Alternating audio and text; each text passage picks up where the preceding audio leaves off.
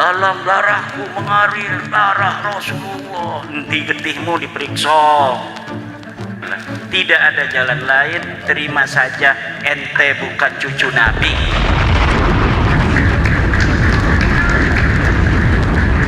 Baklawi ini orang ajam, wajahnya mirip kayak wong Arab, setitik doang mirip kedeleng. Bener-bener baca selawat malarap kedeleng deke kayak wong Arab.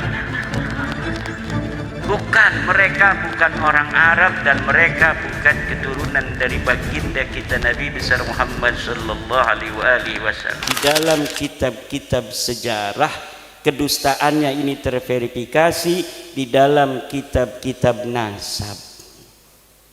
Namun mereka tidak mau. Mereka tidak mau menerima kenyataan bahwa mereka bukan cucu Nabi. Masa iya kita lahir sebagai cucu Nabi kok mau mati jadi mantan cucu Nabi? Di sini ada rasa gimana gitu. Masa iya kita sejak kecil jadi cucu Nabi kok mau mati Gus Jami kita jadi mantan cucu Nabi? Ada seorang Habib dalam status Facebooknya yang di screenshot oleh teman dikirimkan kepada saya. Orangnya sekarang baru meninggal sebulan yang lalu. Dia ahli nasab daripada Rabita Alawiyah. Dia mengatakan bagaimanapun caranya kita akan lawan dan pertahankan nasab kita. Setelah nulis begitu dia mati.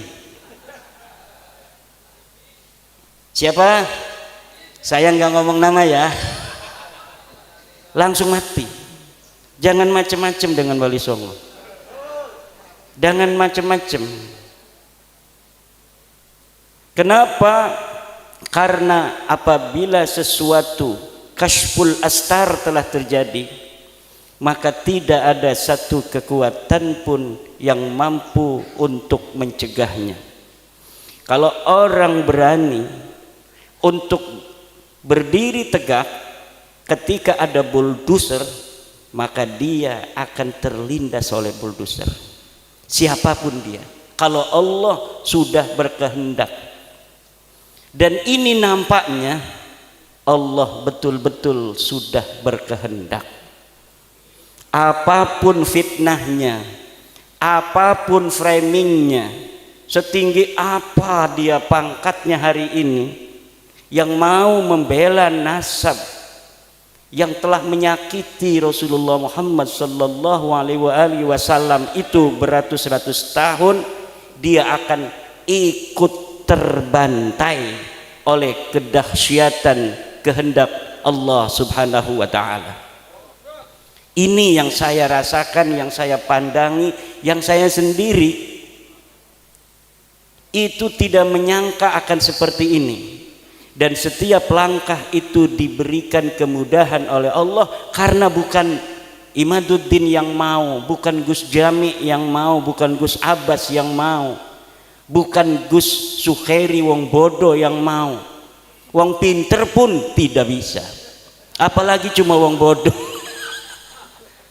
Tapi ini nampaknya memang betul-betul kehendak Allah Subhanahu wa ta'ala. Tidak ada jalan lain, terima saja ente bukan cucu Nabi.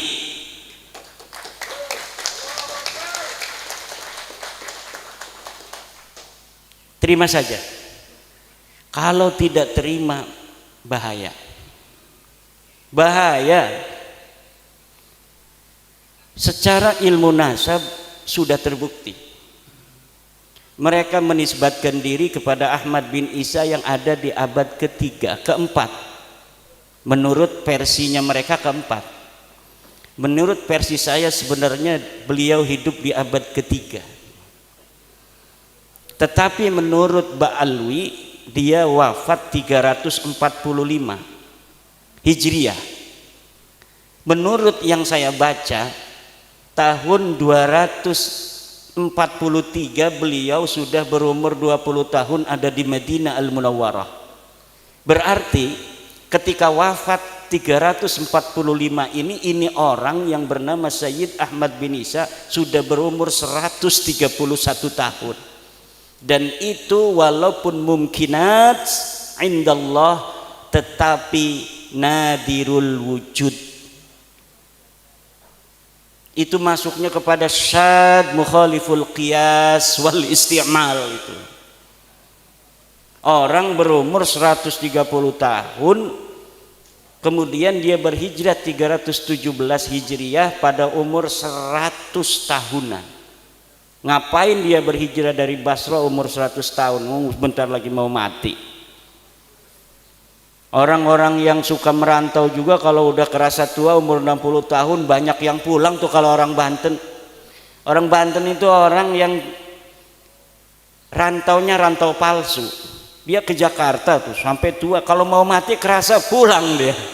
Nggak kuat, nggak kayak orang Padang, nggak kayak orang Wonogiri. Orang Wonogiri ada di kampung saya itu, sampai meninggal beliau di situ.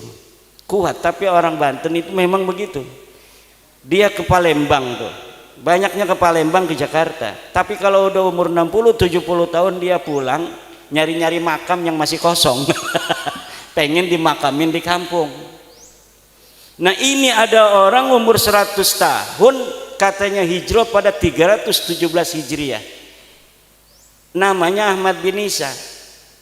Pak, itu bukan Ahmad bin Isa yang punya ayah Muhammad An-Nakib, Pak. Itu bukan kakek kamu mah ini namanya Ubaid bin Isa bin Alwi bin Muhammad bin Himham bin Aon. Itu kakek kamu.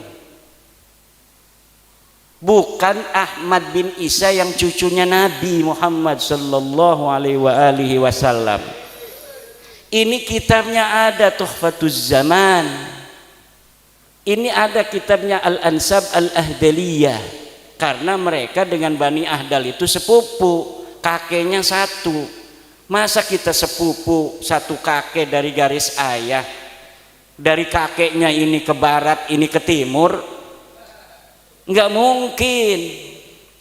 Lalu kalau masih mengelak dari sisi ilmu nasab, dari ilmu sejarah, tes DNA sekarang memverifikasi bahwa memang mereka bukan keturunan Arab, mereka orang Ajam. Baklawi ini orang Ajam, wajahnya mirip kayak orang Arab, setitik doang mirip, gedeleng nih bener-bener baca selawat malarab gedeleng deke kayak orang Arab. Bukan, mereka bukan orang Arab dan mereka bukan keturunan dari baginda kita Nabi besar Muhammad sallallahu alaihi wasallam. Dalam darahku mengalir darah Rasulullah. Endi getihmu diperiksa.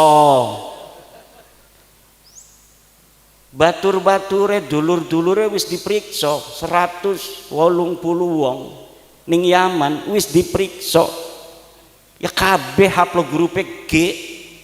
Mayoritas G, ana sing E, ana sing R si Jiroro iku berarti wong sing dibaklawi kaken.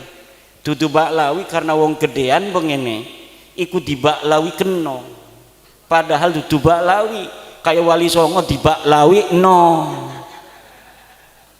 Jadi dari dulunya memang ada upaya-upaya perebutan tokoh-tokoh yang dia bukan keluarga Baklawi, kemudian dibaklawikan. Buktinya mana? Hasil tes DNA 180 itu 99% G, tapi ada beberapa orang yang beda. Nggak mungkin orang yang satu kakek katanya dari sama-sama kakeknya Ubed, garis lurus laki-laki, tiba-tiba anak cucunya bedo-bedo. Ora bakal. Saya tanya kepada Dr. Sugeng Sugiarto dari Badan Riset dan Inovasi Nasional, bagaimana ini kemungkinan mereka cucu Nabi? Kata Dr. Sugeng, mustahil. Mustahil ning akidah iku apa artine? Mual bakal. Ora ta'alluq lil mumkinat ora. Mustahil mah sesuatu yang tidak mungkin terjadi. Seperti Allah itu ada dua, itu hukumnya mustahil.